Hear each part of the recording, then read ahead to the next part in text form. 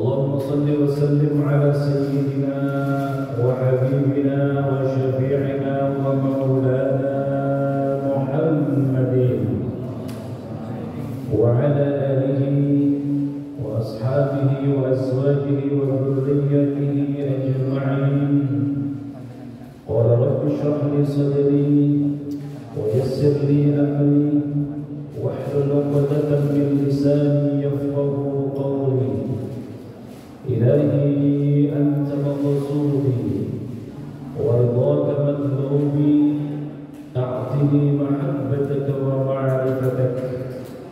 قالوا سبحانك لا علم لنا إلا ما علمتنا إنك أنت العليم الحكيم. قال الله تعالى في القرآن الكريم: أعوذ بالله من الشيطان الرجيم. بسم الله الرحمن الرحيم.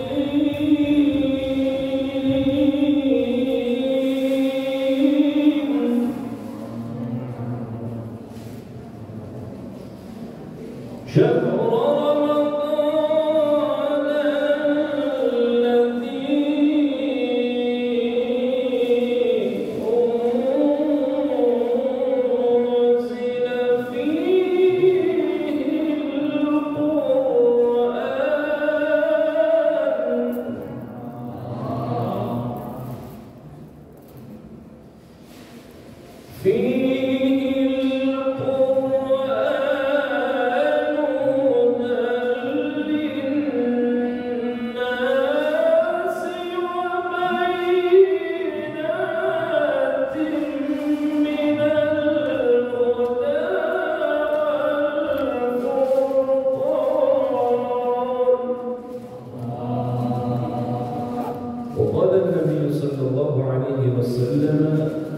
اقرأوا القرآن فإنه يأتي يوم القيامة شفيعا لأصحابه. Hadirin hadirat jamaah Masjid An-Nur, shaimin shaimat yang dimuliakan Allah Subhanahu wa taala. Malam hari ini nampaknya istimewa, khusus ada snacknya. Jarang-jarang ya. Tarawih ada snacknya, mungkin malam ini aja. Masya Allah. Kalau begitu bikin Nuzulul Qurannya setiap malam. Ibu bapak sekalian yang dimuliakan Allah, alhamdulillah malam hari ini kita sudah memasuki malam yang ke-22 Ramadan. Mungkin ada sebagian yang sudah 23 Ramadan. Bahkan Muhammadiyah sudah menetapkan satu Syawalnya sudah ketahuan. Ya, Bapak Ibu sekalian, Ibu bapak sekalian yang dimuliakan Allah, hadirin hadirat, wabil khusus ketua DKM dan segenap jajaran pengurus, para guru, para alim ulama, para asatidz, para hujjaj, ibu bapak saudara yang dimuliakan Allah. Malam hari ini kita memperingati Nuzulul Quran. Dari sisi turunnya, nuzul itu artinya turun. Dari atas ke bawah itu nuzul. Dari Allah Subhanahu wa taala diturunkan ke Lauhil Mahfuz, dari Lauhil Mahfuz ke Baitul Izzah atau Sama'id Dunya. Itu diyakini oleh para ulama, inilah Al-Quran diturunkan sekaligus. Kata bahasa Pak TB-nya segabregan. Bahasa Sunda terjawab sekaligus. Dalam bahasa hadis jumlatan wahidah, diturunkan sekaligus. Inilah yang diyakini oleh para ulama. Turunnya Al-Quran ketika turun malam Lailatul Qadar itu ketika turunnya Al-Quran sekaligus itu. Maka redaksinya kata ahli tafsir, redaksinya menggunakan redaksi anzalna Kita lihat di surah Al-Qadar. A'udzu billahi minasy syaithanir rajim. Bismillahirrahmanirrahim. Sepi ya? Kalau mau Allah enggak apa-apa. Inna anzalnahu fi lailatul qadr. Kurang kompak. Wa ma adraka ma lailatul qadr. Kencang kayak orang puasa. Lailatul Qadri khairun min alfi syahr. Enggak ikhlas ngomong.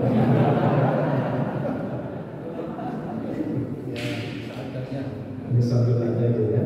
Sudah malam kedua-dua ini harus banyak bercanda. Tapi candanya sambil ngaji. Itu hebat ya. Ini saya kali pertama ya. Agak pangling melihat masjid ini, Masya Allah. Saya cari-cari masjidnya mana gitu. Rupanya ketutupan masjid ini. Betul.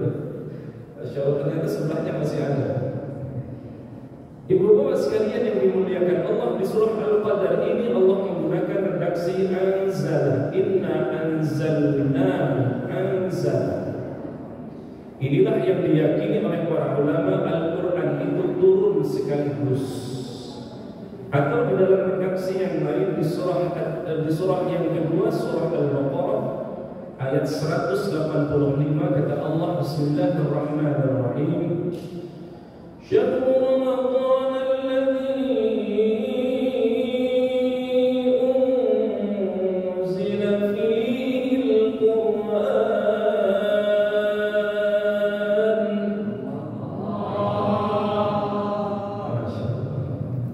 Unzila di sini redaksinya anzal atau dimajhulkan menjadi unzila. Bulan Ramadan itu kata Allah diturunkan Al-Quran. Inilah yang diyakini atau para ahli tafsir menjelaskan ketika Allah menggunakan redaksi anzala atau unzila atau anzalna, maka itulah diyakini Quran diturunkan sekaligus. Inna anzalnahu Qur'anan Arabiyya, dengan menggunakan bahasa Arab. Pertanyaannya, kenapa Al-Quran menggunakan redaksi bahasa Arab? Karena Nabi dan umatnya berbahasa Arab. Kalau nabinya orang Betawi, maka inna anzalnahu Qur'anan Batawiyyan. Masya Allah. Kalau Nabi dan penduduk umat ketika itu orang Sunda, inna anzalnahu Qur'anan Sundawiyyan. Atau Injiliziyah. Selain dari Allah Subhanahu wa taala memberikan satu karunia yang luar biasa di dalam bahasa Arab, tidak ada satu kosakata bisa sekian banyak pengertiannya. Ibnu Mandud punya karya namanya Lisanul Arab. Masya Allah, itu satu kata bisa memberikan pengertian 5 sampai 10 kata. Itulah bahasa Arab. Nasara atau dalam bahasa Inggris paling verb 1, verb 2, verb 3 selesai. Bahasa Arab dalam ilmu sharaf, Masya Allah, bisa sampai 14 kata atau 15 kata. Ya, fa'ala, fa'ala, fa'alu. Itu berbeda-beda. Sampai fa'altu, fa'alna. Masya Allah, berbeda-beda maknanya. Inilah kehebatan dari bahasa Arab. Inna anzalnahu Qur'anan Arabiyyan. Ibu bapak sekalian yang dimuliakan Allah, hadirin yang dimuliakan Allah Subhanahu wa taala. Allah menurunkan Al-Qur'an dalam berbahasa Arab dan turunnya sekaligus. Inilah yang diyakini oleh sebagian kalangan, sebagian ulama, bahwa Lailatul Qadar itu sudah tidak ada lagi karena Qur'annya sudah turun 14 abad yang lalu. Ya, jadi nggak usah ngejar-ngejar lagi Lailatul Qadar. Kata pendapat yang pertama, tenang, ada pendapat berikutnya. Ada hadis yang sahih, ternyata Lailatul Meskipun turunnya Al-Quran sudah selesai 14 abad yang lalu, tetapi Lailatul Qadar kita mendapatkan kesempatan sampai akhir dari kehidupan ini, sampai hari kiamat masih tetap ada Lailatul Qadar. Hanya kapan Lailatul Qadar? Ini juga ulama berbeda pendapat. Inilah dalam Islam hebat dan indahnya, ya. Jadi tidak mesti harus satu pendapat, harus memaksakan satu pendapat. Ada ulama yang mengatakan Lailatul Qadar itu turunnya ke 14 abad yang lalu. Ada yang mengatakan Lailatul Qadar itu terus sampai akhir kiamat ini. Ada yang mengatakan Lailatul Qadar itu punya kesempatan dari awal Ramadan sampai akhir Ramadan. Ada yang mengatakan 17 Ramadan. Ada yang mengatakan sesuai dengan sabda Nabi di Ashrul Awakhir.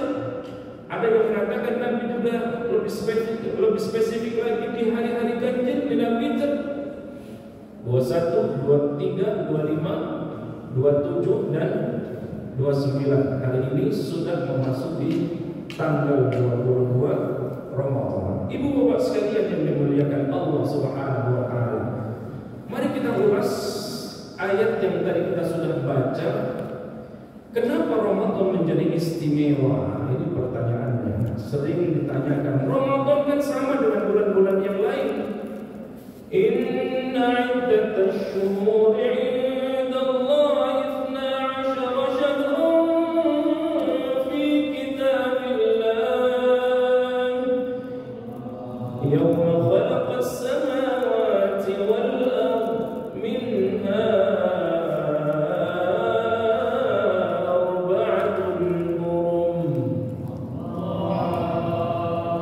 Inna iddatash syuhuri 'indallahi 12 syahran fi kitabillah.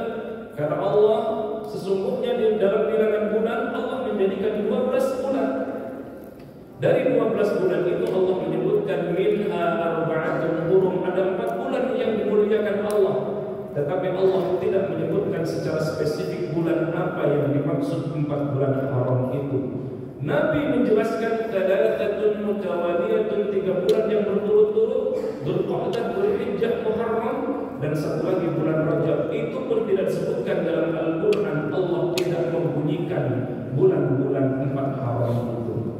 Tetapi begitu Ramadan, Bapak sekalian yang dimuliakan Allah, Ramadan menjadi istimewa yang Nabi membahasakan syahrun 'azimun mubarak, bulan yang mulia, bulan yang suci, bulan yang agung, bulan yang di dalamnya dipenuhi dengan keberkahan dari Allah Subhanahu wa taala. Masya Allah. Kenapa Ramadan begitu istimewa? Karena Ramadan digandengkan dengan Al-Quran, maka Ramadan menjadi istimewa. Sampai-sampai Allah berkepentingan untuk menyebutkan langsung dan satu-satunya Ramadan di dalam Al-Quran, syahrul Ramadan alladzi unzila fihi al-Qur'an. Dari 12 bulan Muharram, Safar, Rabiul Awal, Rabiul Akhir, Jumadil Awal, Jumadil Akhir, terus Rajab, Sya'ban, Ramadan, Muharram, Dzulqa'dah, Dzulhijjah. Hanya Ramadan yang disebutkan di dalam Al-Quran. Begitupun dari sekian kali kita ketemu malam, ya. Ada malam-malam yang indah kan, malam pengantin baru, itu indah, ya. Betul? Mau mengulang lagi berapa tahun yang lalu? Ya, Bapak sekalian yang dimuliakan Allah, ada malam yang istimewa, begitu istimewanya. Malam itu nilainya khairum min alfi syahr, lebih baik daripada 1000 bulan.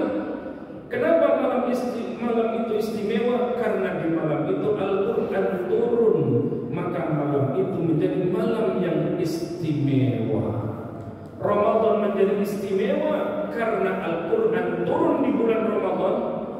Kita punya Nabi bergelar Sayyidul Anbiya wal Mursalin, penghulunya para Nabi, Masya Allah.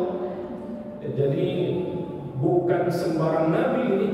Dari 25 Nabi yang wajib kita ketahui, atau ribuan Nabi yang kita tahu, yang Allah tidak sebutkan satu persatunya, ada pemimpin para Nabi yang dari Nabi Allah Adam alaihissalatu wassalam sampai khataman nabiyyin wal mursalin, yakni Nabi besar Muhammad sallallahu alaihi wasallam.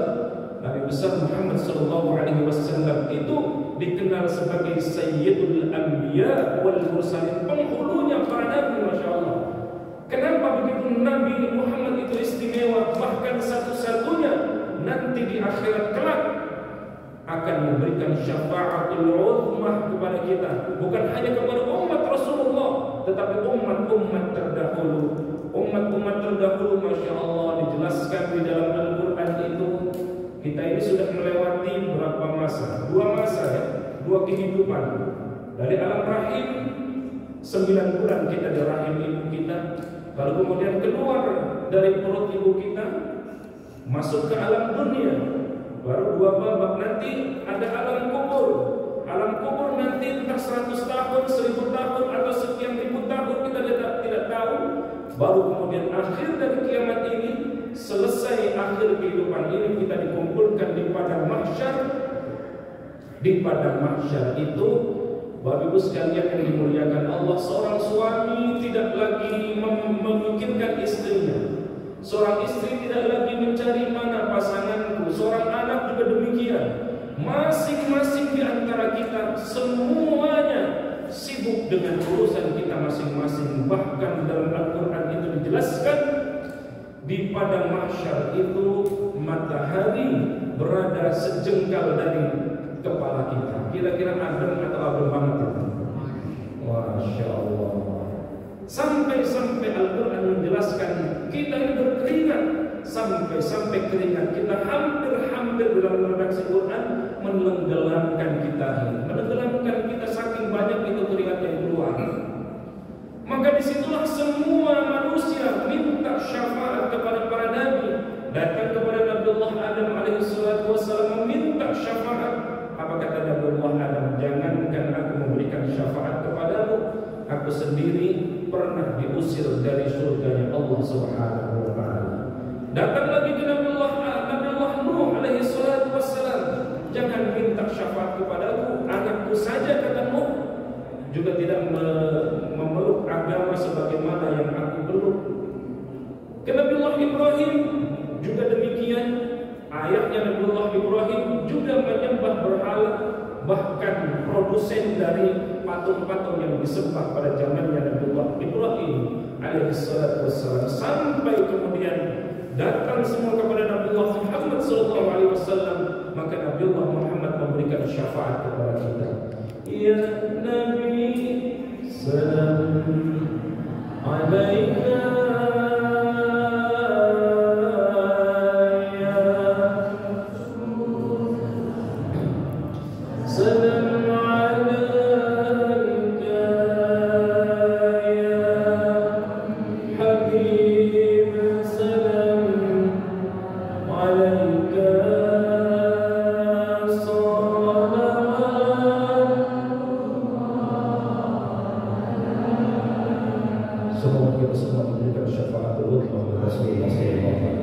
Ibu bapak sekalian yang dimuliakan Allah Subhanahu wa taala, inilah Al-Quran yang diyakini sebagai turunnya sekaligus dari Allah ke Lauhul Mahfuz, dari Lauhul Mahfuz ke Baitul Izzah, baru kemudian dari Baitul Izzah itu diturunkan kepada Nabiullah Muhammad sallallahu alaihi wasallam selama 23 tahun secara beransur-ansur. Jadi panjang itu 23 tahun, 13 tahun di Makkah, 10 tahun di Madinah, atau periode Makkah dan periode Madinah.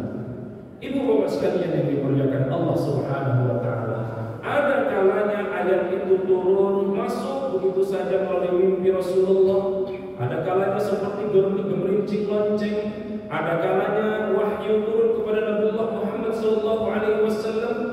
Ketika ditanya Nabiullah Muhammad tentang ruh, ya Muhammad, apa itu ruh? Nabi tidak menjawab, menunggu wahyu dari Allah Subhanahu wa taala. Turunlah qulir ruhu min amri rabbi wa ma utitum minal ilmi illa qalila. Terjadi sesuatu ketika misalnya suku Aus dan suku Hajraj hampir saling baku hantam. Ya, mau tawuran itu suku Aus dan suku Hajraj. Hampir saling bertikai dan hampir sudah hampir melayangkan pedangnya ke leher suku Aus atau suku Hajjaj sebaliknya. Maka untuk melerai itu Allah menurunkan ayat wa'tasimu bihablillahi jami'an wa la tafarraqu. Wa'tasimu bihablillah, berpegang teguhlah kepada agama Allah, wa la tafarraqu, jangan kalian saling bertikai, kata Allah. Nah, selama 23 tahun itu, hadirin yang dimuliakan Allah, shaimin shaimat yang dimuliakan Allah Subhanahu wa taala, Al-Qur'an turun mulai dari surah yang pertama, surah Al-Alaq. Iqra bismi rabbikal ladzi khalaq, khalaqal insana min 'alaq, iqra wa rabbukal akram alladzi 'allama bil qalam 'allamal insana ma lam ya'lam. Insyaallah 14 tahun yang lalu Rasul menerima wahyu yang pertama di usia 40 tahun. Usia saya di 40 sekarang. Ya, mungkin bapak-bapak sekalian juga 40 tahun untuk beberapa tahun yang lalu. Apalagi bunda-bunda ini saya lihat, Masya Allah, dari kejauhan usia 17 tahun ke atas. Dari kejauhan. Ibu bapak sekalian yang dimuliakan Allah Subhanahu wa taala, Masya Allah, mendaki Rasulullah sallallahu alaihi wasallam sampai ke Jabal Nur. Dari Baitul Nabi, atau kalau antara Safa Marwah, ya, antara Safa Marwah itu dekat Baitul Nabi. Di situ diyakini sebagai Rasulullah dilahirkan, yang sekarang sudah menjadi maktab perpustakaan di situ. Dari rumahnya Rasulullah berjalan kaki sampai naik ke Jabal Nur di Gua Hira itu. Ya, kalau sekarang naik taksi itu 15 real atau 20 real, kurang lebih 15 menit atau 20 menit. Kalau sudah hebat itu ya. Kalau dulu mungkin masih jalan kaki, masih terjal, Masya Allah. Belum lagi naiknya ke Jabal Nur. Kalau kita haji atau umrah, sempatkan itu naik ke Jabal Nur, ya, sempatkan. Kalau kita naik kurang lebih 1 jam, itu sudah ada tangganya, Bapak sekalian. Yang sudah ada tangga naik itu. Kalau kita ini, saya bisa mengajak jamaah itu jam 3 pagi, ya, masih indah itu pemandangan Mekah. Jam 3 pagi, jam 4 sampai di atas, ya, nunggu subuh di situ sampai waktu syuruk, ya, sekaligus kadang-kadang kita duha juga di situ. Meskipun tidak boleh sebenarnya untuk menjalankan sholat di situ, tapi paling tidak mengikuti napak tilas Rasulullah sallallahu alaihi wasallam. Nah, ibu bapak sekalian yang dimuliakan Allah Subhanahu wa taala, sampai ayat terakhir, sebagian pendapat mengatakan surah yang terakhir turun adalah surah Al-Maidah. Al-yawma akmaltu lakum dinakum wa atmamtu 'alaikum ni'mati wa raditu lakumul Islam dinan. Ya, bapak sekalian yang dimuliakan Allah Subhanahu wa taala, inilah proses turunnya wahyu Al-Qur'anul Karim sampai hari ini, yang prosesnya panjang sesungguhnya. Ya, bahkan adanya mushaf yang kita pegang ini pun Masya Allah, ya, panjang prosesnya. Saya sering mengatakan kepada mahasiswa, kalau hari ini ada yang membid'ah-bid'ahkan, mengkafir-kafirkan, dikit-dikit bid'ah, tahlil an bid'ah, yasin an, katanya kalau bertambah an bid'ah. Yasin gak bid'ah, tapi kalau sudah yasin an jadi bid'ah. Ya, lalu apa lagi ya? Ya, tahlilan juga bid'ah. Ya, saya sering berkelakar kepada para mahasiswa saya. Saya bilang ada bid'ah yang terbesar yang tidak pernah disuruh oleh Nabi. Apa itu? Bid'ah pembukuan Al-Quran. Maka itu pula Umar bin Khattab ketika mengusulkan kepada khalifah yang pertama, Abu Bakar As-Siddiq, kata Abu Bakar As-Siddiq, kira-kira kalau bahasa rekan saya, ente apa-apaan Umar? Ini tidak pernah disuruh oleh Rasulullah SAW. Maka usulan itu langsung ditolak oleh Abu Bakar As-Siddiq. Kendati karena Abu Bakar As-Siddiq terus mengusulkan, dan ini adalah kepentingan demi menjaga otentisitas Al-Quran, maka akhirnya khalifah pertama, khalifah kedua, tidak sampai terjadi pembukuan kualifikasi Al-Quran sampai kemudian di khalifah yang ketiga, Khalifah Utsman bin Affan, baru kemudian terjadi pembukuan Al-Quran. Maka mushaf yang kita pegang sampai hari ini dikenal dengan mushaf Utsman. Ibu bapak sekalian yang dimuliakan Allah Subhanahu wa taala, kalau kita menggambarkan Al-Quran, masya Allah, malam menjadi malam istimewa karena Al-Quran, bulan menjadi bulan istimewa karena Al-Quran, tempat turunnya Al-Quran pun istimewa. Subhanallah, bapak sekalian yang dimuliakan Allah. Dulu Makkah Madinah itu kering kerontang, enggak ada yang mau nempatin di situ, ya. Tandus, padang pasir, kira-kira mau nggak bapak di tempat padang pasir, gak ada air, mau? Wah, pikir-pikir Ustaz, enaknya di Indonesia. Masya Allah, karena Al-Quran turun di Makkah, karena Al-Quran turun di Madinah, tempat itu menjadi tempat istimewa yang kita kenal sampai hari ini menjadi Haramain, kota suci, atau dua kota suci. Satu rakaat kita menjalankan di Masjidil Haram, di Masjidil Haram kita salat satu rakaat sama seperti menjalankan 100.000 rakaat di tempat yang lain. Masya Allah. Kalau 100.000 di Masjid An-Nur kira-kira gempor. Cukup satu rakaat di Masjidil Haram itu kita kerjakan, maka nilainya sama. Subhanallah. Inilah hebatnya Al-Quran, memberikan nilai yang berbeda. Mendingan mana? Diberi batu permata 1 kilo aja masih gede-gede ya bunda, sama batu kali 2 truk, milih mana yang lebih bunda? Batu permata, apalagi batu akik gitu. Kenapa? Karena istimewa, apalagi digandengkan dengan Al-Quranul Karim, begitu istimewa. Madinah juga demikian. Dulunya kering kerontang, tidak ada yang mau menempati di sana. Masya Allah, ibu bapak sekalian yang dimuliakan Allah, maka Madinah pun menjadi Madinah Al-Munawwarah karena Al-Quran. Salah satunya berkat Al-Quran turun di Madinah. Maka siapa yang sholat 1 rakaat di Masjid Nabawi, maka sama seperti kita menjalankan 1000 rakaat di tempat yang lain. Masya Allah. Jadi 1000 rakaat kita menjalankan sholat di Masjid An-Nur ini sama seperti 1 rakaatnya kita menjalankan di Masjid Nabawi. Masya Allah. Yang sudah kangen Mekah, Madinah, sudah 2 tahun kita pandemi ya. Nanti insya Allah tanggal 7 Mei saya membawa jamaah perdana bulan Syawal, 1 pekan setelah Lebaran, saya bawa jamaah ke sana. Ibu bapak sekalian yang dimuliakan Allah Subhanahu wa taala, Makkah Madinah menjadi istimewa, tempat yang istimewa karena Al-Quran. Gak usah jauh-jauh, kalau kita mau mendapatkan kebaikan, apapun itu bentuk kebaikannya, ya saya sering menyampaikan kepada para jamaah, yuk kita terapi mendapatkan kebaikan, kebaikan dalam berkarir, kebaikan dalam rumah tangga, atau kebaikan dalam aktivitas apapun.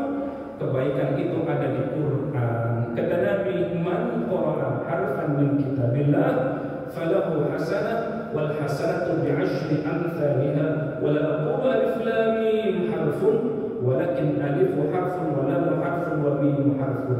Siapa yang membaca harfan, 1 huruf saja, kata Nabi, bukan Nabi mengatakan di sini bukan siapa yang hafal Quran, siapa yang menjadi ahli tafsir, siapa yang pakar di bidang Al-Quran, tidak, hanya qara'a di sini.